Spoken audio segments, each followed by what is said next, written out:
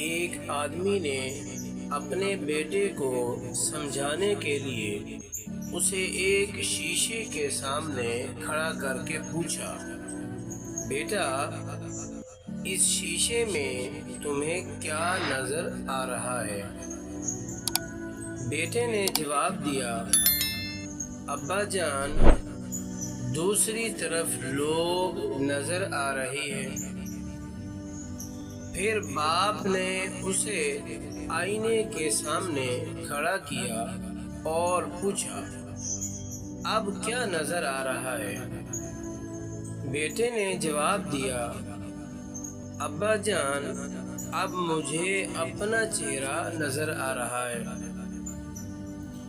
باپ نے کہا، دیکھو بیٹے، یہ دونوں ہی شیشے ہیں، ایک پر چاندی کا ملمہ چڑھایا گیا ہے تو اس میں تمہیں اپنا آپ نظر آ رہا ہے، اور دوسرے پر کچھ نہیں چڑھایا تو اس میں سے تمہیں دوسری طرف لوگ نظر آ رہے ہیں۔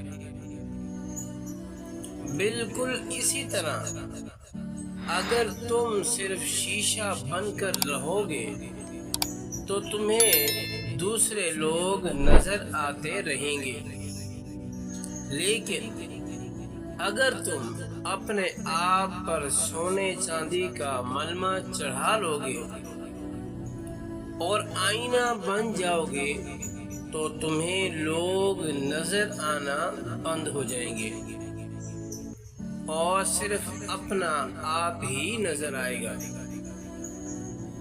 اور اپنا آپ نظر آنے سے انسان میں تکبر بڑھتا ہے۔ اس لیے ہمیشہ شیشہ بن کر رہنا تاکہ دوسرے لوگوں کے دکھ، درد، غم اور تکلیفیں تمہیں نظر آتی رہیں۔ کیا یہ خوبصورت نصیحت کی ہے، اور سمجھانے کا انداز بھی بہت خوبصورت ہے ایک والد کا۔